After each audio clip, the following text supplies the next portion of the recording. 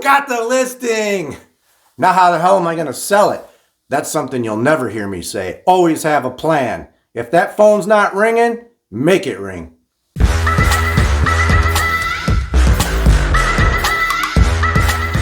Picked up this client at a wedding. I was the best man at my friend's wedding, who lives out in Huron Point in Harrison Township. It's a waterfront community, beautiful canals. I mean, this neighborhood is really, really special. Anyways, we were at the wedding, setting up the bar, putting up the tents, because this was an outdoor backyard wedding. And I met this couple, and they had approached me at the wedding and said, you know what, Steve, when we're ready to sell our house, we're going to call you because we love your videos. We just love the way you go at it. You seem like a go-getter. So it was a great conversation. Ended up becoming friends with the people. And we're still friends to this day. They just recently moved to Florida. But nonetheless, you know, I hear that a lot, and you never know when somebody is actually going to say, hey, we're ready to list. So in the winter of 2021, they invited me over to come and take a look at the house. And here in Michigan, it's freezing out, not the ideal time to be out by the water. Nonetheless, they said, come on over, Steve, check out the house and let us know what you think. I'm like, okay. So went over there. First impression, wow, beautiful house. 3-car garage, side entrance, nice long driveway. Open the front door and boom, you're hit with the jungle. I'm like, holy shit, they got a jungle in the house. I mean, literally, they've got 2, I think, 12-foot tall palm trees right in the middle of the living space. But let me tell you, when you walk in, I mean, it's like, wow, this is really cool. You feel like you're in Florida, like you just walked into like an Airbnb or a resort house or something. I mean, completely wide open concept, beautiful tile floors throughout, gas fireplace, granite countertops. I mean, the ceilings are probably 25 feet tall. I mean, it was really, really cool.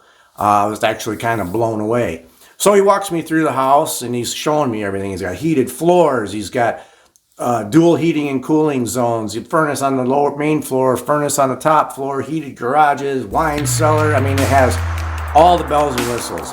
Wolf and Viking appliances, over $150,000 worth of appliances that have never been used. I'm like, these things look like brand new. She says to me, yeah, what the hell, you think I cook? If I'm not entertaining, we go out to eat. These are signs and clues you got to pick up on, because these are the types of buyers that you're looking for. I knew this house was going to be a little bit difficult. Well, maybe not a little bit, a lot difficult. In the sense that when somebody's looking for a house on the water, they want to be on the water. This particular house was not on the water. Behind the lot is a 50-foot easement. This is for the Army Corps of Engineers, and you can't build on it. And that stops, that was the 50-foot is the end of their lot. Then you have the 50-foot, and then there's the lake. So technically, they do not have lake access. You cannot put a boat there. You can't build a dock, but they have the views of the lake. This is going to require a different type of marketing campaign. You have to have a plan, because I need to find the buyer that doesn't care about keeping the boat in the backyard. You're looking for, you know, that businessman that travels and he wants to be a part of the community, wants the views, but doesn't have time to mess around with the boat. An out-of-state buyer. I'm looking for the needle in the haystack. So my point is, you have to have a marketing plan to attract that type of buyer. You don't just throw it on the MLS, put a lockbox on. You have to go above and beyond. So they told me they wanted to list in the spring. And I said, okay, that's good. He's got some stuff that he wants to do to the house. He wants to paint it and things like that. And I'm just like, man, I'm looking around going, I wouldn't change a damn thing. I mean, this thing is nice. So while he's showing me through the house, you know, we walk down into the crawl space, because it's really important to see the crawl, because a lot of houses on the water, that's where the damage is. That's where the money is at. Because if your sub pumps aren't working, or if there's cracks in the foundation, that's a headache. Went down there, dry as a bone, pea gravel everywhere. You got about 4-foot height. He's got 3 sub pumps down there. I mean, we thoroughly walked through the house, and he explained everything to me so that I knew exactly what I was selling. So springtime comes, keep in touch with him. He says, yeah, I got the painters here, and they're painting the house. And I'm like, okay, cool. When do you think you're going to have it ready? And he's like, you know, we're probably going to be ready by the end of March. And I'm like, man, we're pushing it. We want to get out there now, because that's prime time. The spring is when you want to get the house on the market. He's like, yep, it should be done by then. Anyways, I follow up with him a week later, and I'm like, hey, how's it going? And he says, oh my God, they don't know what the hell they're doing. He goes, I fired them, I kicked them out. He goes, they're making the new shit look old, and they painted the moldings the wrong color. They used flat instead of satin. And I'm like, oh my Lord, are you kidding me? So he ended up having to hire new painters. New painters come out, and they had to refix what they did and then start all over. Nonetheless, it was late spring by the time we got the house on the market. As soon as we get the house on the market, guess what happens? Interest rates start going up. I'm like, you gotta be kidding me. So when we priced the house, I know I originally said this is a $749 house, but at the time, the market was climbing. And there was nothing on the market in the area that even compared. He's like, you think we can push the price? I'm like, you know what? I'll make you a deal. Let's push the price. But if we don't get any offers, any response, any activity in the first 2 weeks, we got to make an adjustment and go to what I said. So we ended up coming out guns blazing and list the house at $869. $869 I knew was overpriced, but with the way the market was and there was no competition, none of the other homes had the finishes that this house had. Nor were they as clean and as crisp and as well put together as this particular house. So we list the house at $869. We get a few showings. I'm like, okay, we're getting activity. Let's just let it sit. Nonetheless, we never got an offer. I'm like, you know what? We're going to have to lower the price, and we need to do an open house. So we lowered the price. We get a few more showings. I think it was a couple weeks later. We did an open house right after we lowered the price, and boom. From the minute I opened the doors, we had traffic. And I was showing the house to this person, showing the house to the people walking over here, people walking over there. I end up getting a bidding war. So I got one guy pulling me this way going, man, I really like the house. I got another guy going over here, hey, I really like the house. And I got another guy over here going, hey, I really like the house. I'm like, listen, if you're serious, put it in paper. Let's get it in front of them. So lo and behold, I get an offer, and it was from one of the agents at our office. He comes in, he's got a relocation client. He makes an offer. And at the time we had the house listed, we dropped it to $749, which is where I said the house should be. And here we go, we get offers. So we get an offer from one of the agents at my office, or our office. And I get an offer on the spot from another gentleman. And he's trying to relocate from Grosse Pointe. He says, listen, I'll offer you $725, but I need to sell my house first. So it'll be a cash offer contingent on the sale of his house. So I have two offers, and I sit down and I go over them with my client. I'm like, listen, we got this one offer right here, which is, they're virtually identical, but one's a relocation with a mortgage. The other one is cash, but not technically cash because I got to sell the house first. And, here's the two. I go, which one are you guys more comfortable with? They decided that they were more comfortable with the cash offer. And I'm like, well, we don't know when he's going to sell the house. And on top of this, they have a build going on in Florida that they need to allocate the funds from the proceeds of this sale to put down on that sale. So we're in a time crunch. So now the pressure is on me. And I'm like, I know for a fact the house with the mortgage is going to close because I know how our office runs and I know the agents and everybody is top notch. This other guy, I have no idea when his house is going to sell. And they said, well, what if you sell the house? And I'm like, let me go take a look at the house and see if it's actually what the guy says it is. He says it's, this amazing house and it's worth $800,000. And I'm like, okay, I'll go check it out. So the next day I made an appointment, went over and I checked the guy's house out. Walked in. Wow, it is everything the guy said it was. Very, very nice house. So I check it out and I look at it. I walk through the house. I'm like, yep, I would agree that this is the price. I could definitely stand behind this house and represent it. And then he says, well, I'm gonna sell it myself. I'm like, for sale by owner? I'm like, in this market, nobody wants to deal with a for sale by owner because they always think that they're trying to hide something or get away with something. They want representation. So I had to go back to my seller and say, listen, this guy wants to sell the house himself. And here we have this offer, but it's contingent on the sale. And we have nothing, honestly. And I had to go back to the other guy and tell him, well, my client wants to go with this offer. So lo and behold, the buyer with the mortgage takes his client, they see another house, they make an offer, they find another house. So that offer is gone. Then this guy decides, you know what? I'm not going to sell the house because we find out it's in a trust and it's got something to do with the family. And I'm like, okay, well, listen, I'm a problem solver. I always can get creative and think of, ways to get the deal done. Every Wednesday we have a meeting, a corporate meeting, just about kind of what's going on in the housing market and, what's this agent doing? What's that agent doing? Hey, you got anybody for this house that's not on the water, but it's out on the water? And we had a lender there, Maria Levy. She is with Independent Bank, and she is talking about bridge loans. And I'm like, holy shit, you guys can really do bridge loans? I thought those were done. And she's like, no, if you have somebody that needs to sell their house and they can, if somebody wants to sell their house, but they need cash to put down on the next house, we can give them a bridge loan based on the value of the house. We can give them that, that difference or whatever the value comes out to, and we can give that to them. And there's no rush to pay it back. I mean, you have a timeline, but it's not like immediate, like you need it back right away. And I'm like, well, let's talk about it. Anyways, that was a solution to the problem. I'm like, damn, I got the deal done. So I called Mr. For Sale by Owner and I said, listen, I got you covered. I can get you a bridge loan because you don't owe anything on the house. And you can, get the bridge loan on the house. You can put the money down on this, lock this up. And then when we sell your house, you can pay off the bridge loan and you're done. And I mean, the interest on that loan was like 3%. I mean, it was super cheap.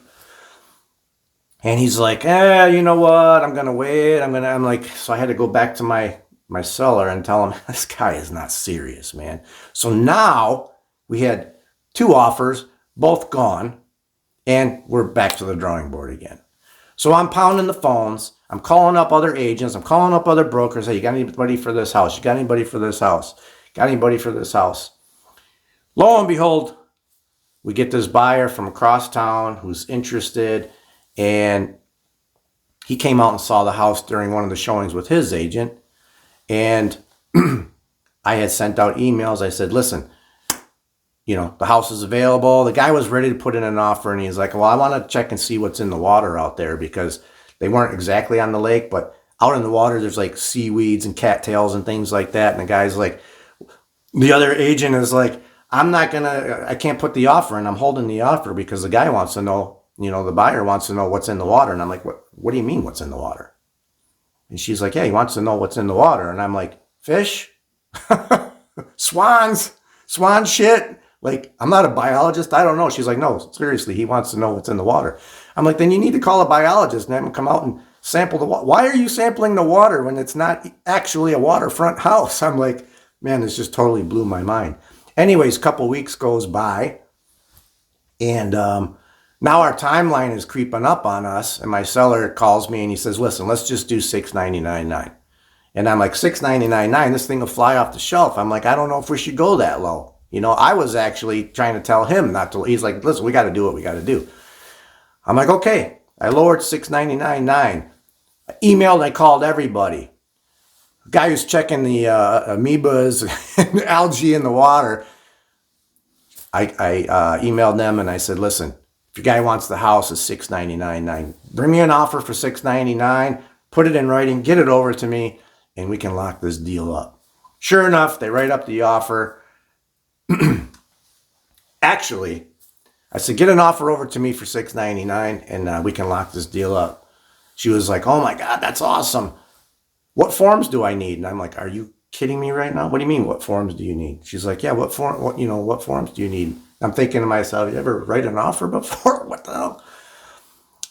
So I'm like, get the offer over to me. She's like, oh, I'm on vacation. And I'm just like, this is such a difference between myself and other agents. It's like, I got everything on my phone. I got everything in drop. I'm ready to rock and roll. You need me to write an offer and I'm on a plane. I'm making the offer. I'm making it happen. Nonetheless, they get the offer over and the offer's for $699. I'm like, I said six, I meant full price. And she's like, well, you said $699 on the phone. I'm like, I did say $699 on the phone. So we write the offer, present it. Okay. Now we're under contract. No, that's not even how the story went.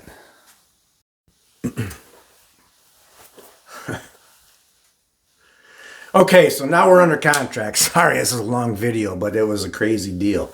So now we're under contract and we're doing home inspection, right?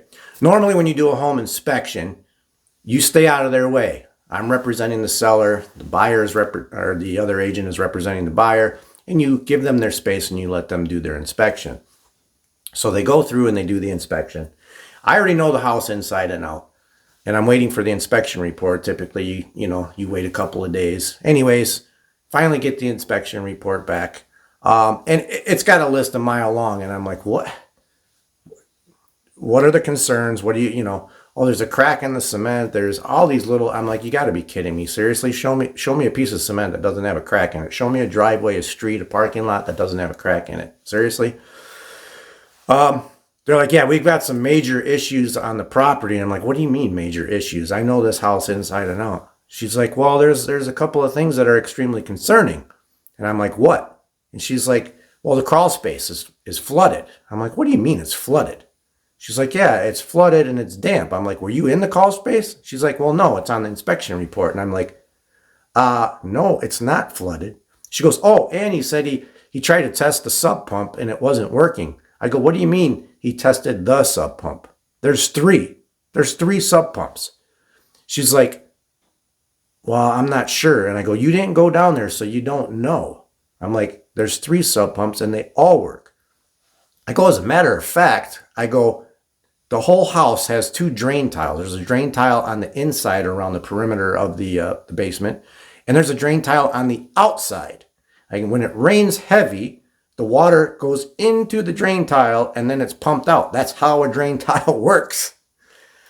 And then she says, oh, couldn't get access to the attic because it was screwed shut.